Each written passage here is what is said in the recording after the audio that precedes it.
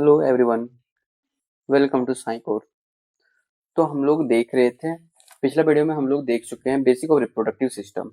आज हम लोग देखने वाले हैं male reproductive system.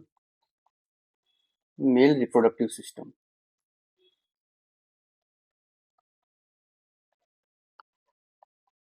Okay. Male reproductive system में हम लोग क्या क्या देखेंगे? हम लोग देखेंगे इसमें गोनाडल ग्लैंड, इसमें हम लोग देखेंगे टेस्टिस। दूसरा हम लोग देखेंगे डक्ट। डक्ट में हम लोग क्या क्या देखेंगे? इपिडाइडाइमी। दूसरा देखेंगे इजैकुलेटरी डक्ट।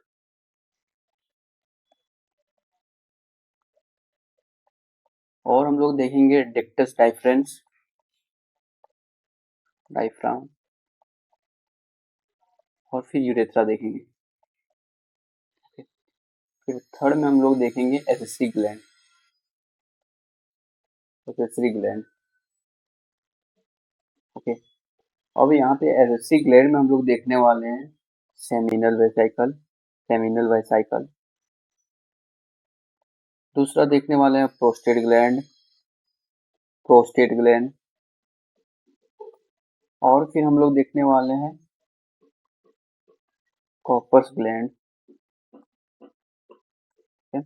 अब फोर्थ में हम लोग देखने वाले हैं external genital. External genital. External genital में हम लोग देखने वाले हैं पेनिस और फिर स्क्रोटम। ये सारा टॉपिक हम लोग आज करने वाले हैं। ओके, तो हम लोग शुरू करते हैं स्टार्टिंग से गोनाडल ग्लैंड से।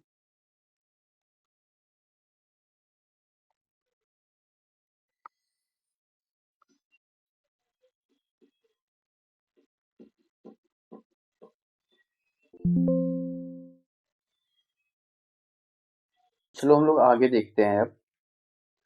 अब इसके आगे देखते हैं। इस डायग्राम को देखो। इस डायग्राम में कुछ नहीं है, ये है इस डायग्राम में। ये हमारा पेल्विक रीजन है। ओके, इसको हम लोग लिखो पेल्विक रीजन। Pelvic region. और ये है स्क्रोटम। स्क्रोटम, ये स्क्रोटम जो है ये इसको हम लोग बोलते हैं pouch like structure. Pouch like structure, ठीक है। इसका जो काम क्या होता है, पाउच लाइक स्ट्रक्चर है, इसका जो मेनली काम होता है वो थर्मो रेगुलेशन का काम होता है। Thermo regulation.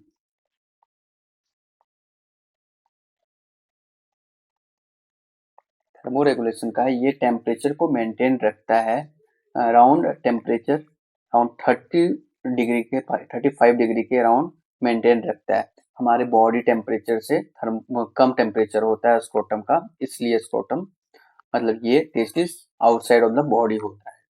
इसका जो टेम्परेचर, ये स्क्रोटम का काम है कितना टेम्परेचर ये लो करता है, around 2 to 2.5 centimetre lower temperature रखता है बॉडी से।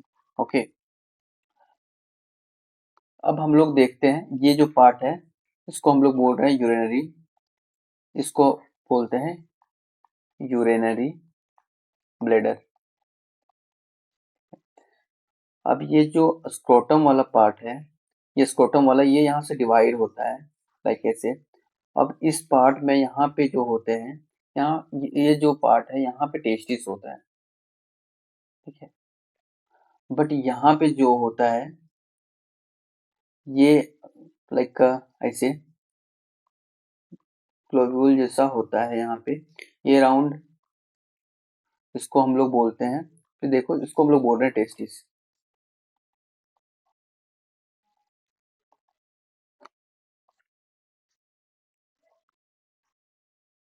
देखो इस पार्ट को हम लोग टेस्टिस बोल रहे हैं, और टेस्टिस के अंदर जो है ये वाला छोटा छोटा पार्ट, इसको हम लोग बोलते हैं लोब्यूल्स। Lobules okay. और ये लोब्यूल्स टेस्टिस के अंदर होते कितने अमाउंट में प्रेजेंट, अराउंड 200 to 300 अमाउंट में प्रेजेंट होते हैं। ये 2 to 300 अमाउंट्स में प्रेजेंट होता है। ओके, और ये जो पार्ट है 2 to 3 mm, ये फिर आगे चल के यहाँ पे टिब्यूल्स लाइक होता है स्ट्रक्चर। ये टिब्यूल्स 2 to 3 प्रेजेंट्स होते हैं, मैक्सिमम 3 होता है प्रेजेंट। और फिर ये सेमिनिफेरस टिब्यूल्स इसको बोलते हैं, seminiferous tubules, right. Seminiferous tubules, इसका जो लेंथ होता है 80 सेंटीमीटर के राउंड होता है लेंथ, और इसका जो डायमीटर होता है, डायमीटर ये 150 माइक्रोमीटर के राउंड होता है। ठीक है, अब हम लोग देख सकते हो इसको, आगे चलते हैं। अब ये जो सेमिनिफेरस टिब्यूल है, यही आगे चल के बनाता है क्या, सर्टोली सेल, सर्टोली सेल। और ये जो सर्टोली सेल है, ये रिस्पॉन्सिबल होता है production of sperm.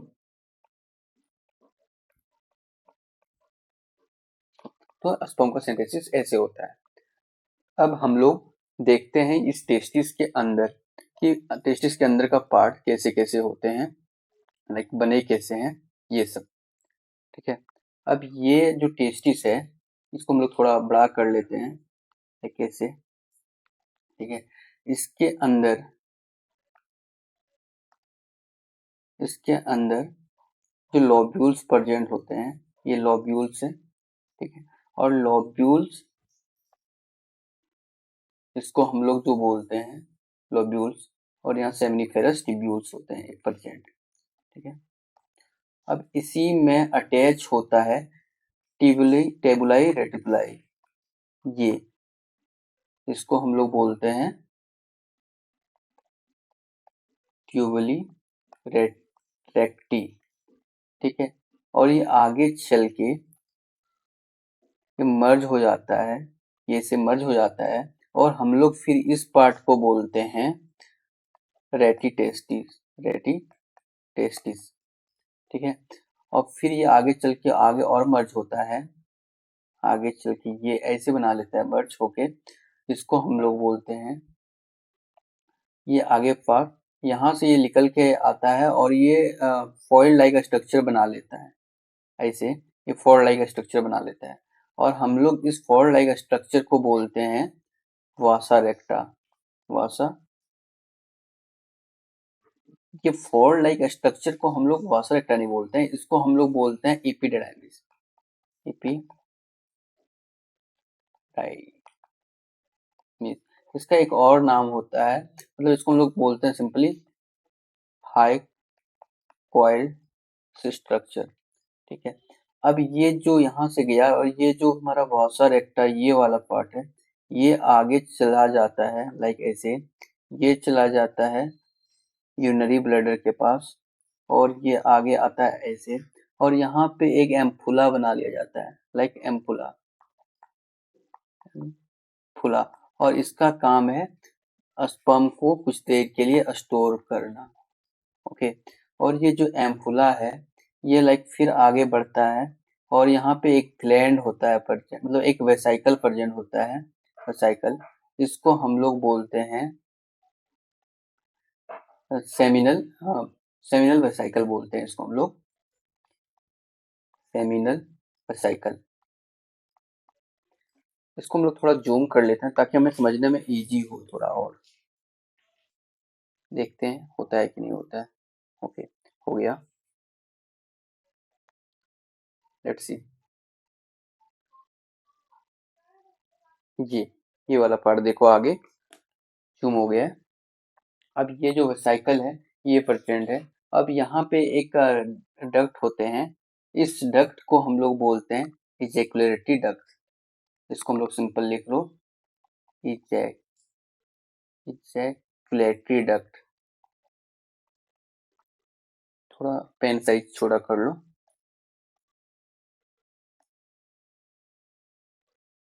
Okay, done, ejaculatory duct बोलते हैं। ठीक है, और यही ग्लैंड, ये जो डक्ट है, ये जाके यहाँ पे एक ग्लैंड बना लेता है। ठीक है, इसको हम लोग बोलते हैं prostate gland, prostate gland, right. Prostate gland, और ये सिंगल होता है, एक ही होते हैं प्रोस्टेट ग्लैंड। अब आगे जब थोड़ा नीचे जाओगे तो फिर ये यहाँ पे एक डक्ट लाइक ऐसे बना के रखता है, ऐसे, इसको हम लोग बोलते हैं कॉर्पस ग्लैंड। तो इसका स्ट्रक्चर ऐसे होता है, सिंथेसिस ऐसे होता है। अब हम लोग थोड़ा जान लेते हैं इसमें कि टेस्टिस के बारे में थोड़ा कुछ कुछ जान लेते हैं, क्या क्या होता है। ठीक है, अब इसको थोड़ा जूम आउट कर दो। Okay,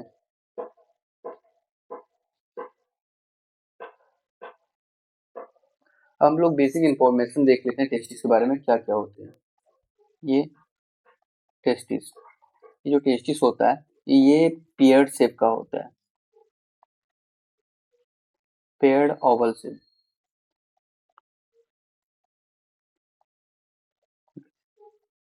right.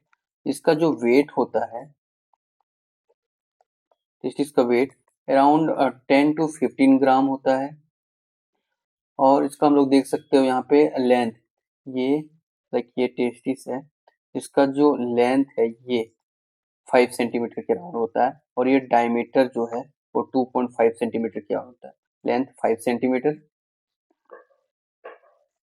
डायमीटर जो होता है 2.5 सेंटीमीटर, 2.5 सेंटीमीटर डायमीटर। ओके, अब एक और देख लो एक चीज, ये जो टेस्टिस होता है वो मेजोडर्मल ओरिजिन होता है, इसका टेस्टिस का ओरिजिन होता है mesodermal, mesodermal origin.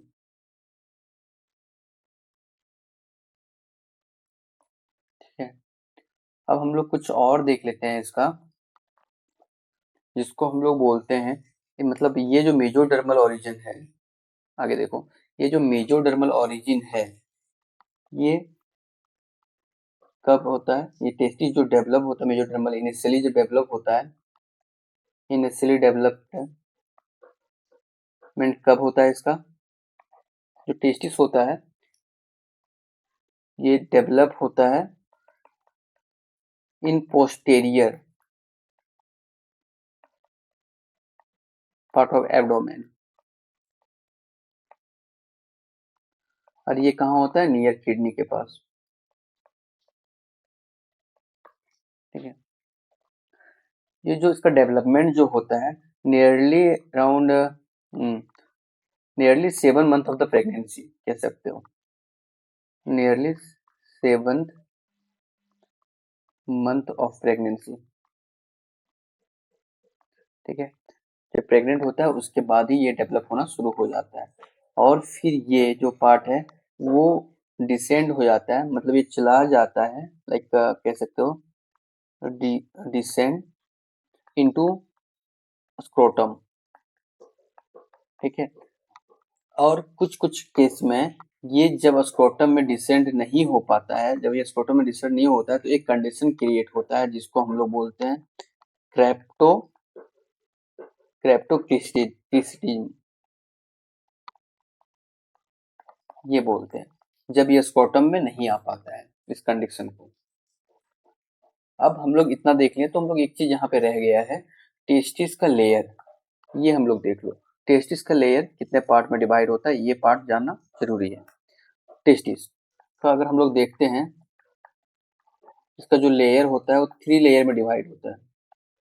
Okay, 3 layer में कौन कौन सा लेयर होता है, फर्स्ट आउटर लेयर, इसको हम लोग बोलते हैं ट्यूनिका वेजिनेलिस, और दूसरा होता है मिडिल लेयर, इसको हम लोग बोलते हैं ट्यूनिका अल्बियम यूजनाई, और थर्ड का जो होता है वो इनर लेयर होता है, इसको हम लोग बोलते हैं ट्यूनिका वेस्क्युलरिस। यहाँ एक जो क्वेश्चंस बनते हैं ये देख लो, ये जो ट्यूनिका वेजिनेलिस है, अगर इसमें फ्लूइड एकोमिनेट हो जाए, यहाँ लिख लो, इफ फ्लूइड एकोमोडेशन, एकोम्युलेटेड कह सकते हो। तो यहाँ पे इसको हम लोग बोलते हैं हाइड्रोकेलाई, इसको हम लोग ये बोलते हैं। ओके, अब हम लोग दूसरा देखते हैं क्या था, सेमिनल वेसिकल के बारे में। जो इतने ग्लैंड हम लोग पढ़े हैं उस ग्लैंड के बारे में जान लेते हैं क्या क्या था, कैसे था। Okay,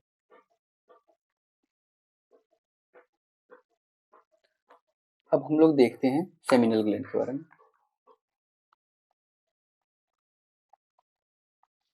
seminal gland, right. Okay, ये ऑटो करेक्ट क्यों हो रहा है? सेमिनल ग्लैंड के बारे में जानते हैं। जो सेमिनल ग्लैंड है ये क्या करता है, ये सीमेन को बनाता है, ये सीमेन का फॉर्मेशन करता है, ठीक है। बट ये सेमिनल ग्लैंड सारा ही सीमेन नहीं बना लेता है, ये अराउंड 60% सीमेन बनाता है बॉडी में, ठीक है। और ये जो है, ये सीमेन एक टाइम में जो इजेकुलेट होता है वो 2.5 to 5 ml ही इजेकुलेट होता है एक टाइम में, इन वन इजेकुलेशन। ओके, एक बार इजेकुलेशन में 2.5 to 5 ml ही होता है। और ये जो सीमेन है, इसको इसका पीएच जो होता है, इसका जो पीएच होता है वो 7.2 to 7.4 होता है। ओके, अब देखो, ये सीमेन से ही स्पर्म बनते हैं, मतलब सीमेन में ही स्पर्म प्रेजेंट होते हैं अराउंड, स्पर्म ये 10% अराउंड प्रेजेंट होते हैं, ठीक है। और ये जो स्पर्म है वो 50 to 150 मिलियन पर ml में प्रेजेंट होते हैं, मिलियन स्पर्म पर ml। ओके, समझ गए। ये जो सेमिनल ग्लैंड है ये फॉर्मेशन करता है सीमेन का। और जो सीमेन है एक टाइम में 2.5 to 5 मिलियन इजेकुलेट होता है। और जो सीमेन का पीएच होता है वो 7.2 to 7.4 होता है। और जो सीमेन में प्रेजेंट होते हैं स्पर्म, ये अराउंड 10% होता है। अब सिंपल समझो कि 50 to 150 मिलियन स्पर्म पर ml में प्रेजेंट होता है।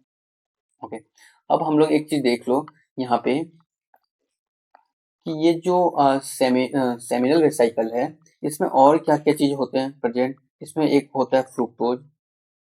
फ्रुक्टोज फ्रुक्टोज को हम लोग बोलते भी हैं food of sperm, food of sperm, ठीक है। दूसरा क्या प्रेजेंट होता है, प्रोस्टाग्लैंडिन कह सकते हो, पीजी। और फिर एन आइसोटोल। और क्या प्रेजेंट्स होते हैं, आगे लिखते हैं। और जो प्रेजेंट होता है वो होता है एस्कॉर्बिक एसिड, एसिड। और देन साइट्रिक एसिड भी प्रेजेंट होता है, ठीक है। ये हो गया सेमिनल वेसिकल का। अब हम लोग देख लेते हैं थोड़ा इसके बारे में, एपिडिडाइमिस के बारे में। दूसरा जो था इस, ये जो होता है ये हाईली कॉइल्ड जो था वही है, हाईली कॉइल्ड। इसका जो काम होता है एपिडिडाइमिस का, इसको हम लोग बोलते हैं, इसमें ये जो काम करवाता है ये मैच्योरेशन ऑफ स्पर्म, मैच्योर्ड हो जाता है। देन ये मोटाइल भी करवाता है, मोटिलिटी। मोटिलिटी के बाद ये कुछ देर के लिए यहाँ पे स्टोर भी करता है, स्टोरिंग। इसको हम लोग बोलते हैं first storing unit, first storing unit, ठीक है। और देन फिर ये डेथ हो जाता है ज्यादा टाइम होने के बाद। ये सेमिनल, ये एपिडिडाइमिस का रोल था। ओके, अब हम लोग कुछ आगे देख लेते हैं इसका, प्रोस्टेट ग्लैंड के बारे में।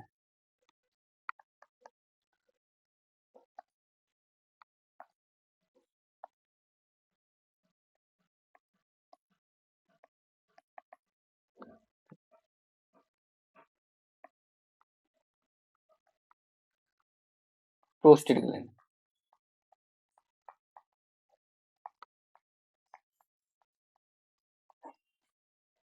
प्रोस्टेट ग्लैंड ये एक सिंगल होता है, डबल मत बोल देना।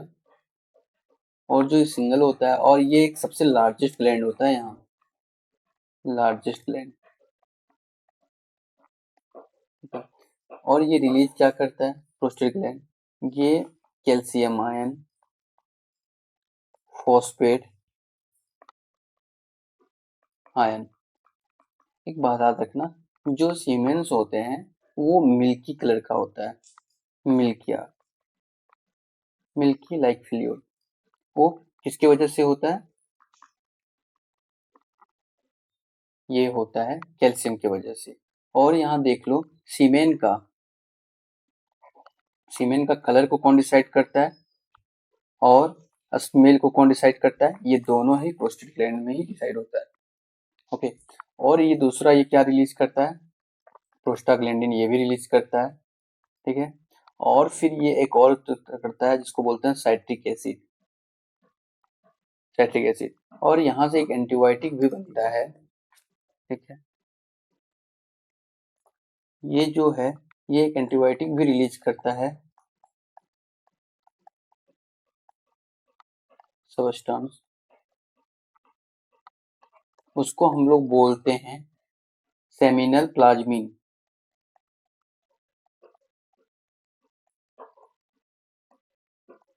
इसको हम लोग सेमिनल प्लाज्मिन बोलते हैं। और इसका जो काम क्या होता है, ये डिस्ट्रॉय करता है बैक्टीरिया को, पैथोजन को, डिस्ट्रॉय बैक्टीरिया,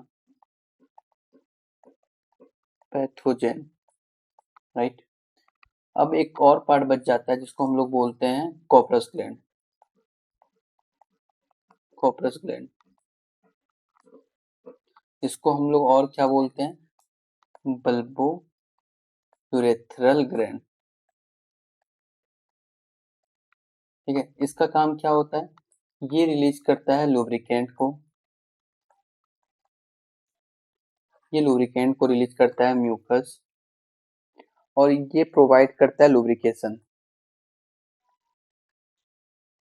ये लुब्रिकेशन प्रोवाइड करता है। और लुब्रिकेशन क्या करता है, ये हेल्प करता है स्पर्म को, हेल्प स्पर्म टू मूव, ठीक है। कॉर्पस ग्लैंड को हम लोग बल्बोरेथ्रल ग्लैंड बोलते हैं। और इसका जो रोल होता है वो लुब्रिकेंट को रिलीज करता है, लुब्रिकेंट रिलीज होने से लुब्रिकेशंस होते हैं, और लुब्रिकेशंस का काम है स्पर्म को मूव करवाने में हेल्प करना। तो आज हम लोग इतना ही पढ़ते हैं, बाकी हम लोग नेक्स्ट क्लास में पढ़ेंगे। Thank you.